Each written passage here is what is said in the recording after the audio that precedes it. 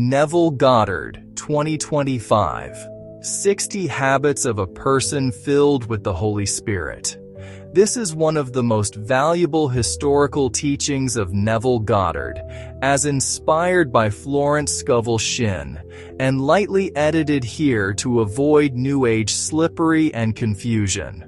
My friends, tonight I want to speak to you about something that lies beyond the veil of ordinary perception, something that shapes reality itself.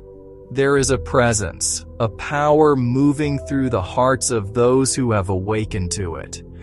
It is not seen with the eyes nor grasped with the hands, yet it is the very essence of all that is. When a person is filled with this divine presence, their entire being takes on a new form, and their habits become the footprints of God walking upon the earth. Such a person does not react as the world reacts.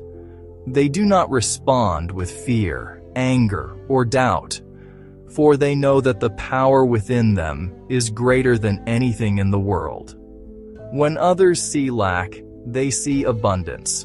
When others tremble at uncertainty, they stand firm, knowing that all things are working together for good. The world may be in turmoil, but their inner kingdom remains undisturbed. For they know the secret, that the external world is but a shadow cast by the light of their own awareness. They speak with authority, yet their words are not their own. When they declare a thing, it comes to pass, not because they strain or struggle, but because they have learned the sacred art of assuming that which they desire. They do not beg or plead. They know that to desire is to already possess. Their speech is seasoned with grace, and every word carries the creative power of the divine. They do not waste words on idle complaints or trivial concerns, for they understand that their words shape their world, and they will not allow anything but truth and life to flow from their lips. When they pray, they do not kneel and bow in desperation, nor do they ask as though the answer was separate from them. They just enter the secret place, close the door, and see only the reality they wish to bring forth. In that sacred silence, they commune with the infinite, knowing that what they assume as true in that holy moment will solidify in time and space. They have mastered the law, not through struggle, but through the effortless acceptance of the truth that all things exist within the inner dimension. They move through life with an ease that others cannot comprehend. Where others toil and strive, they simply rest in the knowing that all is unfolding as it should. They do not chase opportunities. Opportunities chase them. They do not grasp for love. Love flows to them effortlessly. They do not fear the future, for they know that creation is finished, and all they must do is align with the highest version of themselves. Such a person does not seek to control others, nor do they judge by appearances. They see beyond what is and into what can be. They look at the sinner and see the saint, at the broken and see the whole. They hold every man and woman in the highest regard, knowing that what they perceive in another, they call forth in themselves. They walk among the lost, but they themselves are never lost, for they are the light of the world. Above all, they love not as the world loves, with conditions and expectations, but with a love that knows no bounds. They love because they are love, because they understand that to love another is to love the divine within them. They see the face of God in all things, and because they see it, it is revealed. They do not need to be loved in return, for they are already full. Their love is not a need but a gift, flowing ceaselessly without demand. This, my friends, is the life of the one who walks with the Holy Spirit. Not by effort, not by striving, but by the simple knowing that they and the Father are one. The one who is filled with the Holy Spirit walks as if the entire universe conspires in their favor, for indeed it does. They are not bound by the limitations of the world, nor do they accept lack, sickness, or despair as permanent realities. They have been given dominion, not over others, but over their own mind, their own perception. And in mastering these, they master life itself. They understand that all power is in consciousness. They do not look outward for approval or salvation, for they know that the kingdom of heaven is within. While the world searches for signs, for proofs, for validation, they quietly go within, assuming the reality they desire, and then rest in the certainty that it is done. The world may call it faith, but they know it to be law, an eternal principle that does not fail. They walk with a confidence that is not arrogance, but divine assurance. This confidence is not in their personal strength, but in the knowing that they are one with the source of all things. There is no struggle, no striving to make things happen. Only the effortless unfolding of that which they have already accepted in their hearts. To them, miracles are not rare events, but the natural order of life. Healing, abundance, transformation. These are not things they seek, but things they expect. For they understand that to truly believe is to already receive. Where others are tossed by the storms of life, they remain unmoved. For they know that reality is not happening to them. It is happening through them. They do not react to the world. They create the world. If they see discord, they do not engage in battle against it, but rather they turn inward and change the state within. They do not fight against darkness. They simply bring forth light. They do not resist sickness. They assume health. They do not struggle against poverty. They embody abundance. And as they do, the external world reshapes itself to match the inner transformation. This person moves with grace, as if guided by an unseen hand, because indeed they are. They do not rush, nor are they anxious about the future, for they know that everything unfolds in divine timing. They trust the process, not because they see every step ahead, but because they know the end from the beginning.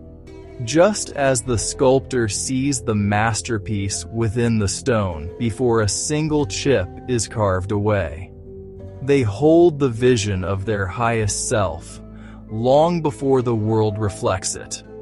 And because they hold it, it must be so. Their patience is not passive waiting, but a deep knowing that what is theirs cannot be taken, that what is promised cannot be denied. They do not demand signs, for their own streams of life are the signs. Their very life becomes proof of the unseen reality at work. They need not convince anyone, for the fruits of their faith are evident in the peace they carry, in the joy that radiates from them, in the effortless way blessings seem to flow into their lives. They are never victims, never at the mercy of circumstances. They know that nothing happens to them, only through them. Even in what the world calls misfortune, they find a hidden blessing. For they have trained themselves to see only good. They do not ask, "Why did this happen to me?" but rather, "What is this revealing to me?" And because they ask from a place of wisdom, the answer always comes. They forgive easily, not out of duty or obligation, but because they understand that to hold on to resentment is to imprison themselves. They do not see enemies, only teachers. They know that every person who crosses their path is a reflection of something within, an opportunity to either heal or expand. They do not waste energy on blame, for they know that whatever they focus upon, they give power to. And so, instead of dwelling in anger, they choose love. Instead of reliving the past, they step into the future. They release, and, in releasing, they are free. They give freely, not out of lack or duty, but from an understanding that giving and receiving are one. They do not fear loss, for they know that what they send out returns to them multiplied. They do not hoard their blessings, for they live from a place of infinite supply. They are not concerned with how, when, or through whom their needs will be met, only that they will be met, and so they always are. They do not seek approval from the world, for they are already approved by the divine. They are unaffected by praise or criticism, for their sense of self is rooted in something deeper than human opinion. When the world calls them foolish, they remain steady, for they know that wisdom is not always recognized at first glance. They walk a path that few understand, but they do not require understanding from others. They only require alignment within themselves. They love, not as the world loves, with conditions, expectations, and demands, but with a love that is pure, unshakable, and complete. They do not love because another has proven themselves worthy. They love because love is their nature. They do not wait for others to change before they love them. They see them already perfected, already whole, already divine. And because they see it, it becomes so. They never speak of what they do not wish to create. They do not dwell on problems, only solutions. They do not entertain fear, for they know that fear is but the illusion of separation. Their mind is a garden, and they tend it carefully, allowing no weeds of doubt or despair to take root. They meditate upon truth. They speak life. They expect goodness. And because they do, their entire world reflects it. They know that nothing is impossible. They have left behind the small, limited thinking of the world and embraced the vastness of the divine within them. When others say it cannot be done, they smile, for they know it already is. They do not see obstacles, only stepping stones. They do not see barriers, only opportunities to prove that the unseen is more real than the seen. They walk through life with joy, not because they are blind to suffering, but because they see beyond it. They understand that all things are passing, that what is seen is temporary, but what is within is eternal. They do not cling to the transient, nor do they fear loss, for they know that what is real can never be taken from them. They move in a state of gratitude, not for things alone, but for the very breath they breathe, for the awareness they possess, for the love that fills them.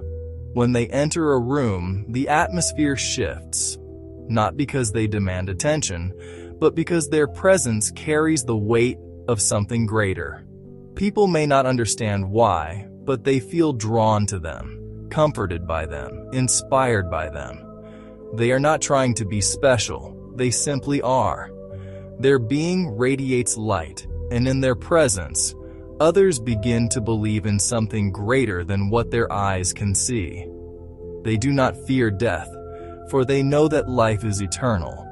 They do not mourn as the world mourns, but they celebrate the continuity of the soul. They have moved beyond the illusion of separation, knowing that the same spirit that animates them animates all.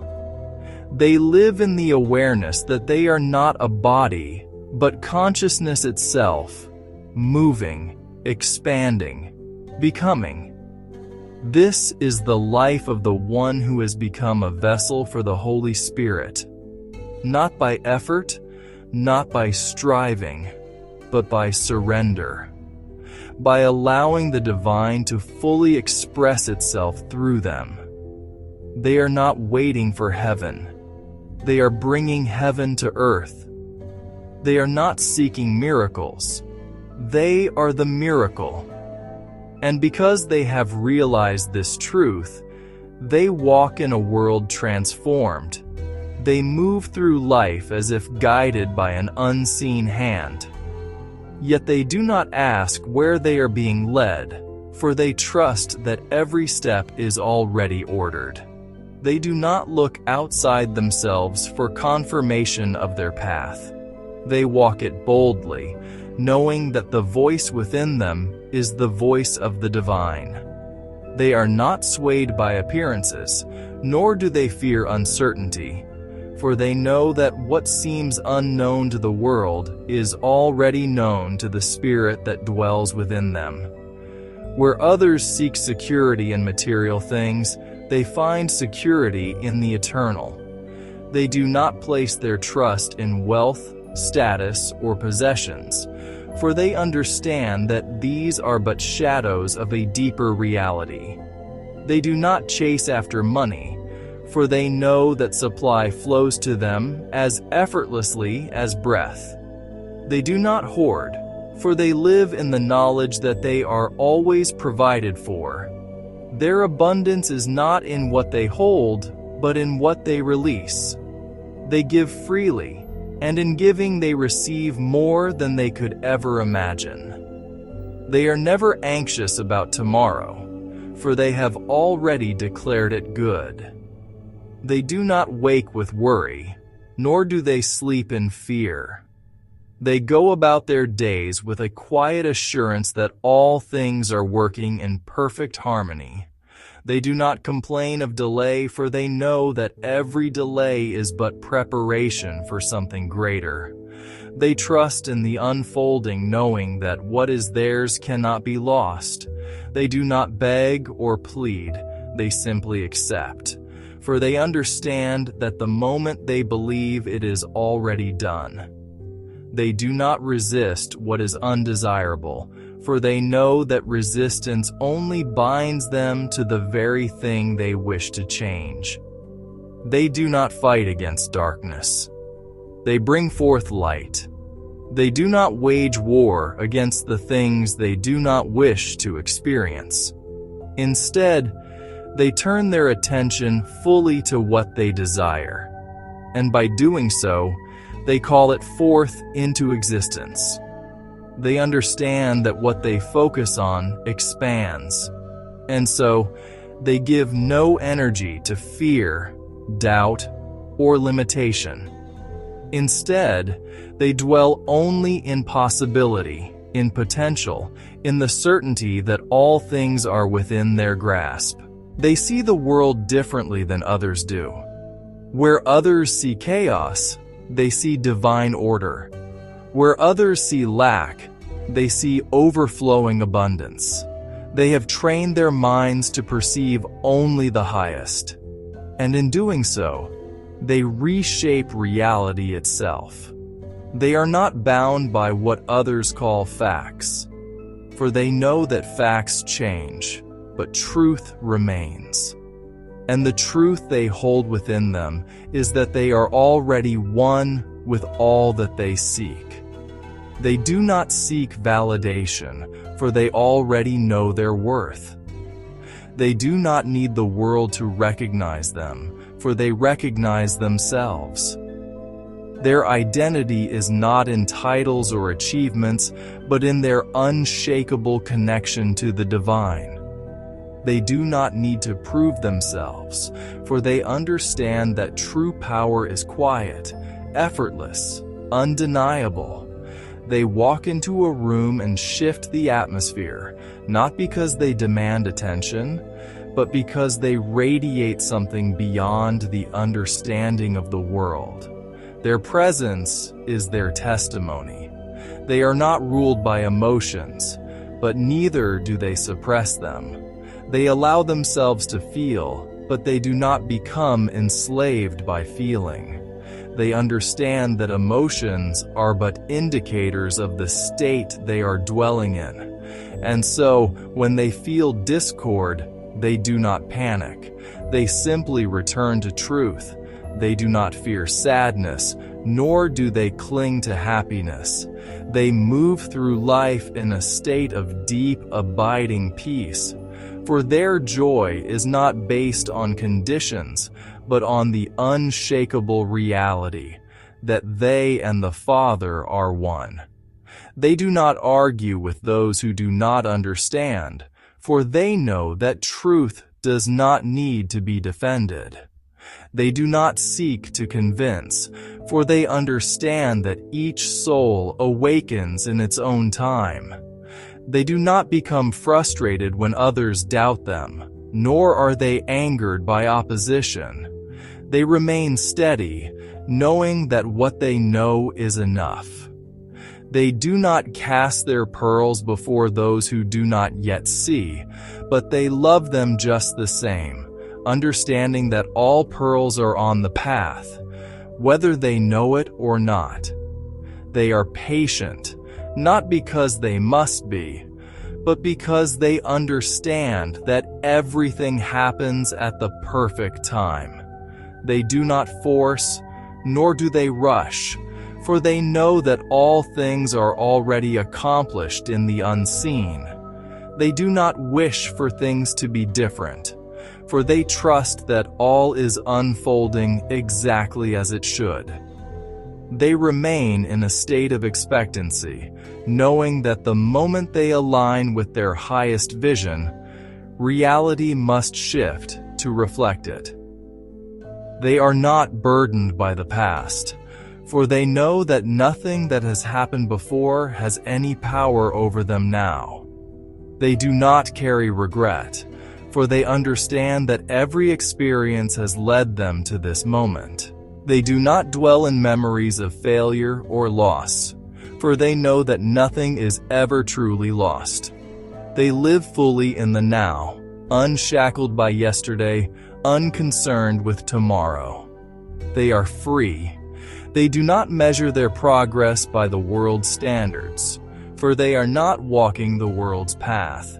They do not seek approval, nor do they require recognition. They are content in the quiet, knowing that they are fulfilling their purpose, even if no one else sees it.